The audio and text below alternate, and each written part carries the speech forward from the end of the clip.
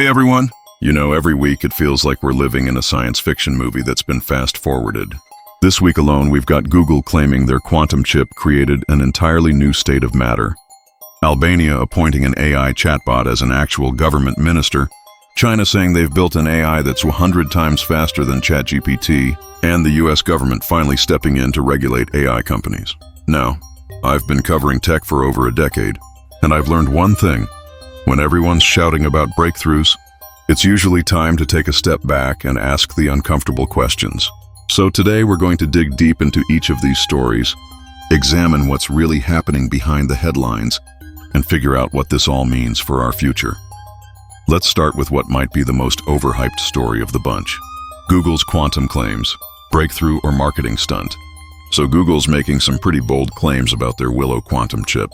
They say it's created something called non-abelian anyons, these weird quantum particles that only exist in 2 dimensions and have never been seen in a real lab before, just predicted on paper. If you're thinking, what the hell is that supposed to mean? Don't worry, you're not alone. Here's the thing about quantum physics.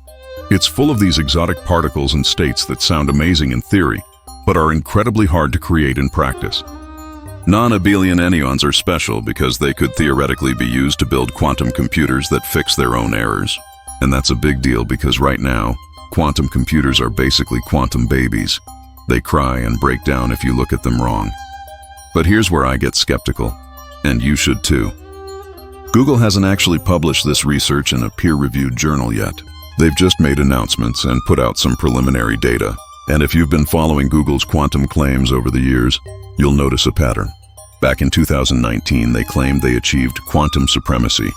Basically that their quantum computer could do something no classical computer could do.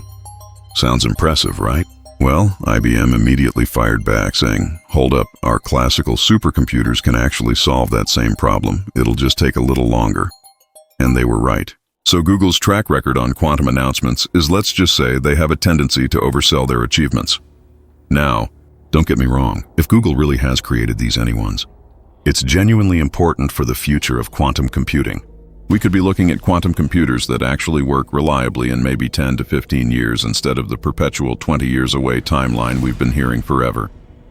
That could revolutionize drug discovery, crack all current encryption methods, and give us simulation capabilities we can barely imagine.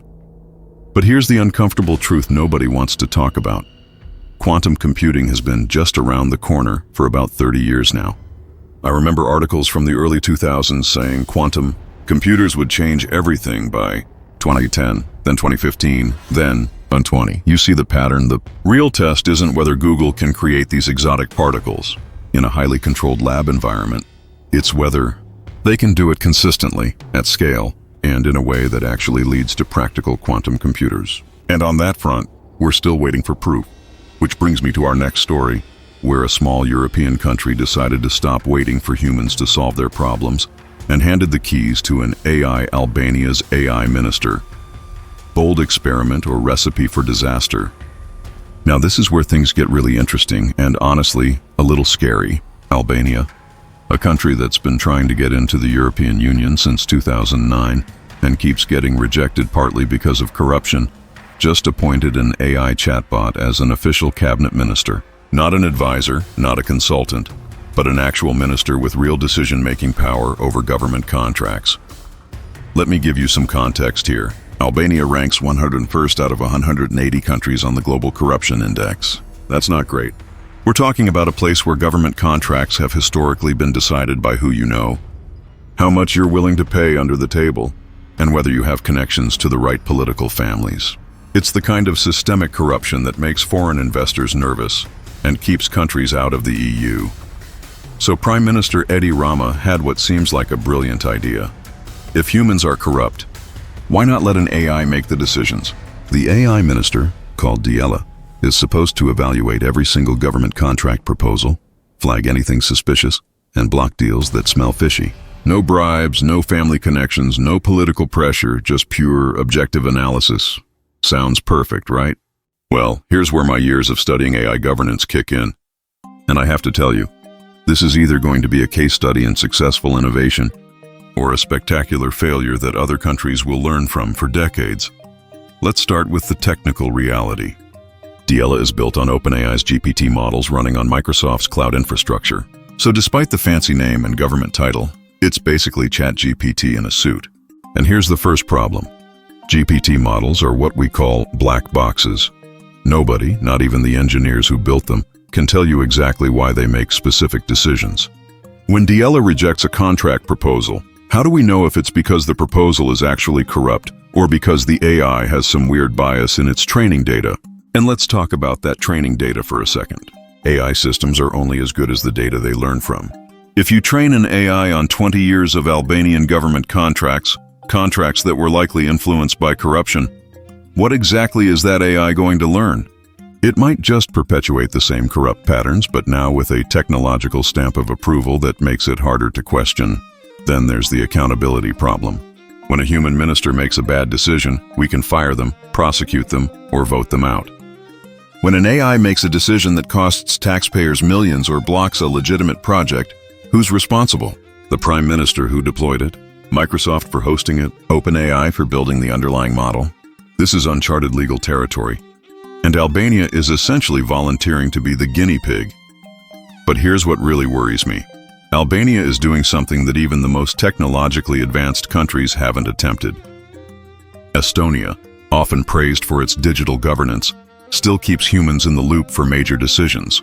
Singapore, with its Smart Nation initiative, uses AI for analysis, but not for final authority. Albania is jumping straight to full AI decision-making in one of the most corruption-prone areas of government. I predict this is going to hit some serious roadblocks within the first year.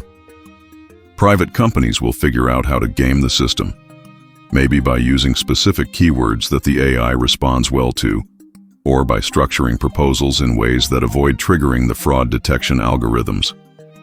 Political pressure will mount when the AI blocks a project that's politically important but technically questionable. And there will inevitably be technical glitches, server downtime, or other failures that bring the whole system to a halt. But you know what? I'm actually kind of rooting for Albania here. Because if they can make this work, even partially, it could be a model for other countries struggling with corruption. And if it fails, we'll learn valuable lessons about the limits of AI in governance before other countries make the same mistakes. Speaking of countries making bold claims about AI, let's head over to China, where researchers are claiming they've built something that makes ChatGPT look like a calculator. China's neuromorphic claims, revolution or propaganda. So Chinese researchers from Tsinghua University in Beijing Institute of Technology just announced something called Spiking Brain 1.0, an AI system they claim is 25 to 100 times faster than ChatGPT, uses 98% less training data, and runs on domestic Chinese chips instead of banned NVIDIA hardware. If true, this would be the kind of breakthrough that completely reshuffles the global AI landscape overnight. But here's the thing about breakthrough claims coming out of China's research institutions. They have a very particular relationship with the truth that you need to understand to properly evaluate these announcements. Let me explain the technology first, because it's actually quite clever in theory. Current AI models like ChatGPT process information the way a traditional computer does. They look at every word in a sentence simultaneously, compare each word to every other word, and then generate responses. It's incredibly powerful, but also incredibly resource-intensive. Every time you ask ChatGPT a question, it's basically firing up thousands of GPU cores and burning through electricity like there's no tomorrow. Spiking Brain supposedly works more like a human brain. Instead of analyzing everything at once, it only fires neurons when they're needed, focusing on relevant information and ignoring the rest. This is called neuromorphic computing, and it's not a new concept. Intel has been working on chips called Loihi since 2017. IBM had their True North chip back in 2014. The theoretical advantages are massive. You could run AI on your phone instead of in giant data centers. Response times could be near instantaneous, and energy consumption could drop by orders of magnitude. If Spiking Brain really delivers on these promises, it would be the biggest breakthrough in AI architecture since the transformer model that powers ChatGPT. But here's why I'm deeply skeptical, and you should be too. First, no independent research group has validated these claims. All the benchmarks, all the performance comparisons, all the efficiency measurements, they all come from the same Chinese research teams making the claims.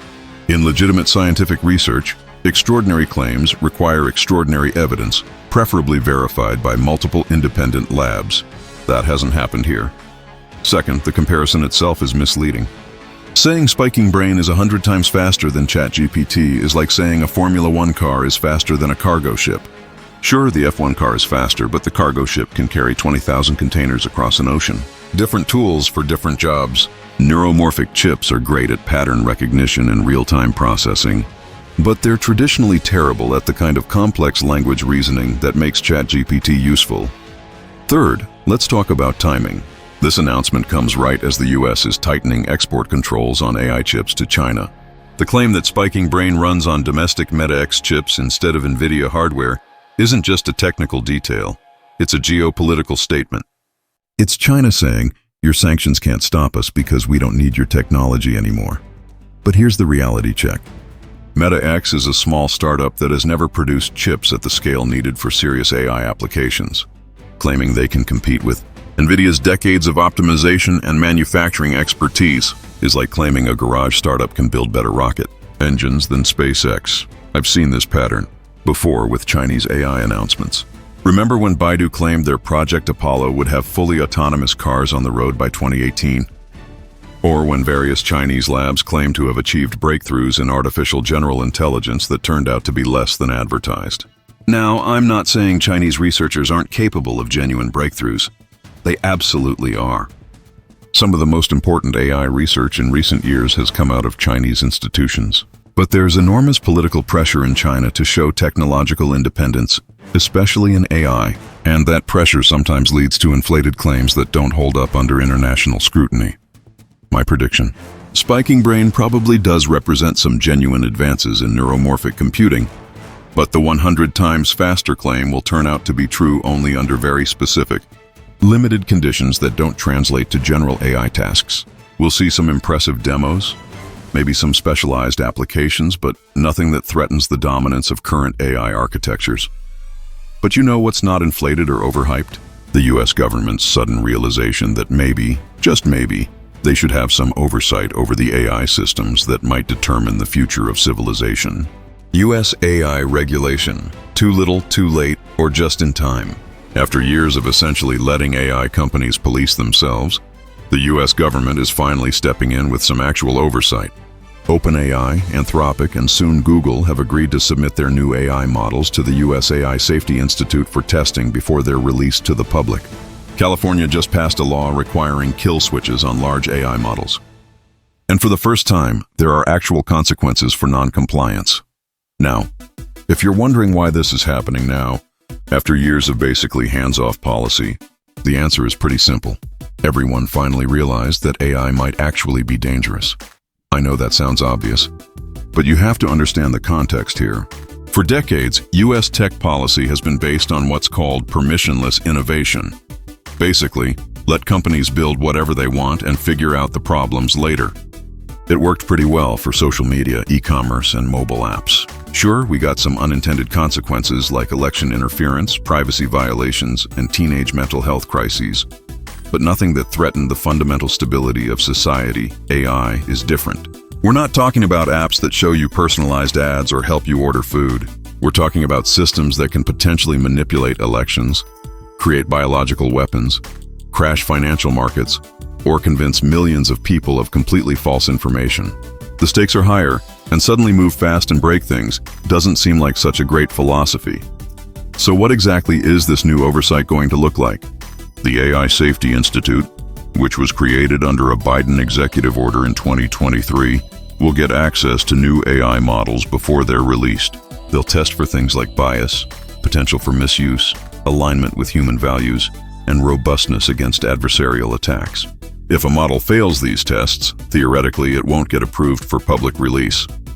California's SB 1047 goes even further, requiring companies to build kill switches into their AI systems and face potential lawsuits if their models cause harm. The law specifically targets models that cost more than $100 million to train or use more than 1026 operations. Basically, the biggest, most powerful AI systems. Now, here's where it gets interesting from a policy perspective. OpenAI and Anthropic, two of the leading AI companies, actually support this regulation. That might seem surprising until you realize that regulation often benefits incumbent players by creating barriers for newcomers. If you're OpenAI and you've already spent billions developing safe AI systems, new regulations that force your competitors to do the same thing actually give you a competitive advantage. But let's talk about what this regulation doesn't address, because the gaps are pretty significant. First, it's almost entirely focused on technical safety. Will the AI system produce biased outputs? Will it follow instructions correctly? Will it be robust against attacks? What it doesn't address is the broader socioeconomic impact. What happens when AI systems eliminate millions of jobs? How do we handle the concentration of AI power in a few large companies? What about the environmental impact of training increasingly large models? Second, the enforcement mechanisms are still pretty unclear. The AI Safety Institute has the authority to test models and make recommendations, but it's not clear what happens if a company just ignores those recommendations. Are we talking about fines? Criminal prosecution? Shutting down the company? The law is vague on these details. Third, this is very much a US-centric approach. AI is a global technology, and some of the most advanced AI development is happening in other countries. If the US imposes strict regulations but China doesn't, US companies might find themselves at a competitive disadvantage, or AI development might simply move offshore. Compare this to how other countries are handling AI regulation. The EU's AI Act is much more comprehensive. It covers not just technical safety, but also fundamental rights, transparency, and accountability. It's also much more bureaucratic and could potentially slow down innovation. China's approach is focused primarily on social stability and party control. They're not worried about bias in the same way the US is, but they're very concerned about AI systems that might challenge political authority. Each approach reflects different values and priorities, and honestly, none of them have it completely figured out. My take: this regulation is probably necessary but insufficient. It's a good first step, but it's not going to solve the deeper challenges around AI governance. We need international coordination, we need to think about economic impacts, and we need to have serious conversations about what kind of future we want AI to create. But the fact that we're finally having these conversations at the policy level is actually encouraging. For years, AI governance was mostly an academic exercise. Now it's becoming real policy with real consequences. And that's probably a good thing, even if the specific policies aren't perfect. Patterns, predictions, and reality checks. So let's step back and look at the bigger picture here. Because these 4 stories aren't isolated events. They're part of larger trends that are going to shape the next few years of technology development. First pattern I'm seeing: the gap between hype and reality in AI is getting wider, not narrower. Every month we get more breathless headlines about AI breakthroughs, quantum computing revolutions, and technological singularities just around the corner. But when you dig into the details, progress is often much more incremental than the headlines suggest. I've been tracking AI development for over a decade now, and I can tell you this pattern isn't new. Back in 2016, everyone was saying AI would replace radiologists within 5 years. It didn't happen. In 2018, we were told self-driving cars would be everywhere by 2020. They weren't. In 2020, GPT-3 was supposedly going to replace programmers. Programming jobs are still growing. This doesn't mean the technology isn't advancing. It absolutely is. But the gap between demo in a lab and actually deployed at scale solving real problems is often much larger than people realize. Second pattern: geopolitical competition is driving a lot of these announcements. Google's quantum claims, China's neuromorphic computing, US AI regulation. These aren't happening in a vacuum. We're in the middle of a global technology competition. That's probably as significant as the space race was in the 1960s. The problem with competition-driven research is that it creates incentives to oversell achievements. When national prestige is on the line, there's enormous pressure to announce breakthroughs whether they're ready or not. And that makes it harder for all of us to figure out what's actually real and what's just technological nationalism. Third pattern: we're moving from the move fast and break things era to the maybe we should think about this first era. The US regulation we talked about is just one example.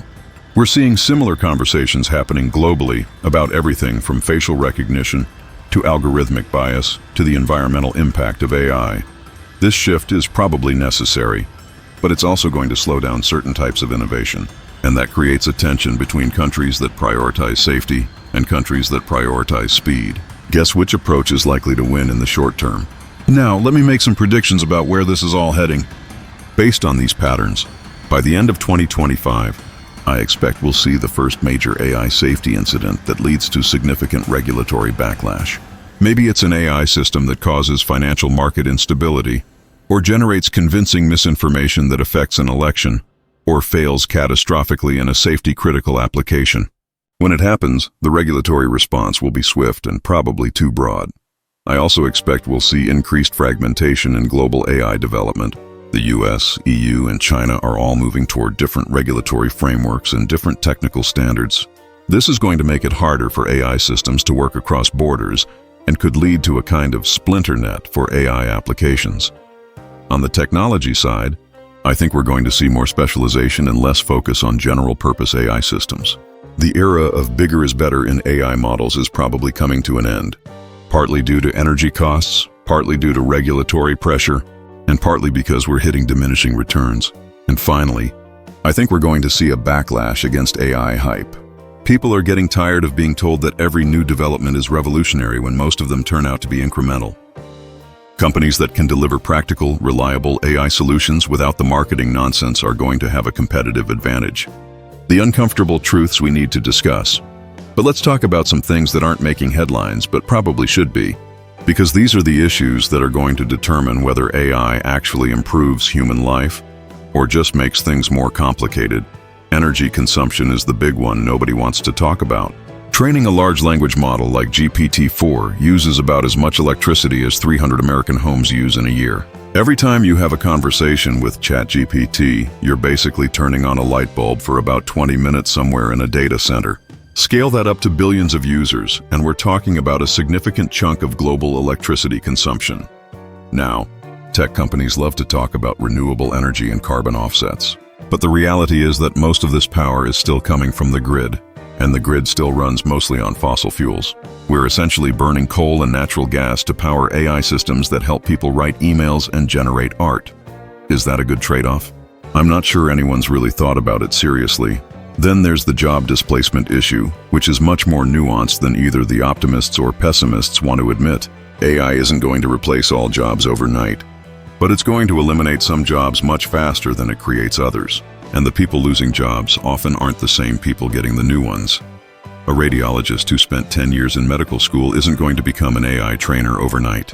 A truck driver who's been on the road for 20 years isn't going to pivot to robot maintenance. We need serious retraining programs, social safety nets, and economic policies to handle these transitions. But mostly we're just crossing our fingers and hoping it works out. And then there's the concentration of power issue. AI development requires enormous amounts of data, computing power, and technical expertise. Only a handful of companies in the world have all three. This means that AI, which could be the most important technology of our lifetimes, is being developed by a very small number of people with very similar backgrounds and incentives. Is that healthy for democracy? Is it good for innovation? Is it fair to the billions of people who will be affected by these systems but have no say in how they're developed? These are questions we should be asking, but mostly we're not. What this means for you, so if you're watching this and wondering what all of this actually means for your life, let me break it down in practical terms. In the short term, the next 2 to 3 years, most of these developments aren't going to directly affect you. Google's quantum chips, if they work as advertised, will be used for scientific research and cryptography, not for anything you interact with daily. Albania's AI minister is an interesting experiment, but it's not going to change how governments work elsewhere anytime soon. China's neuromorphic claims, even if true, will take years to translate into consumer products. And US regulation will mostly affect tech companies, not end users.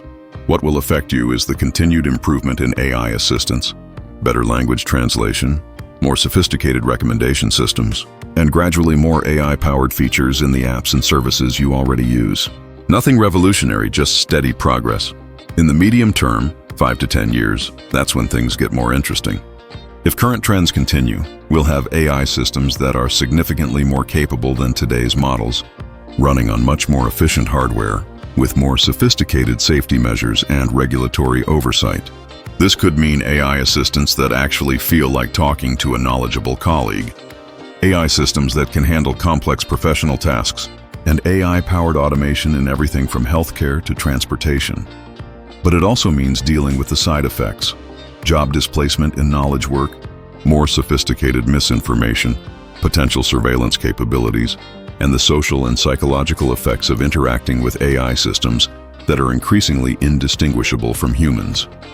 In the long term, 10+ years, honestly, anyone who claims to know what's going to happen is probably lying. The variables are too complex and the feedback loops are too unpredictable. We might have artificial general intelligence, or we might have hit fundamental limits that require completely different approaches. We might have solved AI safety, or we might have regulatory frameworks so strict that innovation moves to countries with looser rules. What I can say is that the decisions being made right now about regulation, about safety research, about how AI development is funded and organized, are going to shape that long-term future. And most of those decisions are being made by a relatively small number of people in tech companies and government agencies. The bottom line here is what I want you to take away from all of this. We're living through a genuine inflection point in technology history, but it's probably going to be messier, slower, and more complicated than the headlines suggest. Google's quantum chip might be a real breakthrough, or it might be oversold marketing. Albania's AI minister might revolutionize governance, or it might be an expensive failure that other countries learn from. China's neuromorphic claims might represent a genuine leap forward, or they might be technological nationalism dressed up as science. US AI regulation might create the framework for safe AI development, or it might just slow down American companies while other countries race ahead.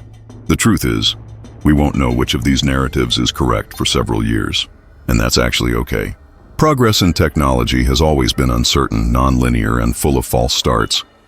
The steam engine was invented in the 1st century AD, but it took almost 1,100 years for someone to figure out how to make it practically useful. The first electric car was built in 1891, but we're just now seeing mass adoption. What matters isn't predicting exactly when each breakthrough will happen, but understanding the trends, preparing for multiple scenarios, and making sure we're thinking seriously about the implications. My advice? Stay informed but skeptical. Be excited about the possibilities but realistic about the timeline. Support the development of beneficial AI, but demand accountability and transparency from the companies building it. And remember that for all the talk about artificial intelligence, human intelligence, your intelligence, is still the most important factor in determining how this all turns out. Because ultimately, these aren't stories about technology. They're stories about human choices. The choice to pursue certain research directions over others. The choice to regulate or not regulate. The choice to cooperate internationally or compete nationally. The choice to prioritize safety or speed, profit or public benefit, innovation or stability. The future of AI isn't predetermined. It's going to be decided by the choices we make, individually and collectively, over the next few years. And that's both a huge responsibility and a genuine opportunity. So pay attention, ask hard questions, and don't let anyone, whether they're selling quantum breakthroughs or AI ministers or neuromorphic revolutions, convince you that the future is inevitable. It's not. It's up to us. Thanks for sticking with me through this deep dive. I know it's been a lot, but these are complex issues that deserve more than soundbite analysis. Let me know what you think in the comments, especially if you disagree with my takes. That's how we all get smarter about this stuff. And if you found this useful, consider subscribing. I'm planning to do more of these reality check videos as the AI hype cycle continues to accelerate. Someone needs to be asking the uncomfortable questions, and apparently that someone is me. Until next time, stay curious, stay skeptical, and remember, the most important intelligence is still the one between your ears.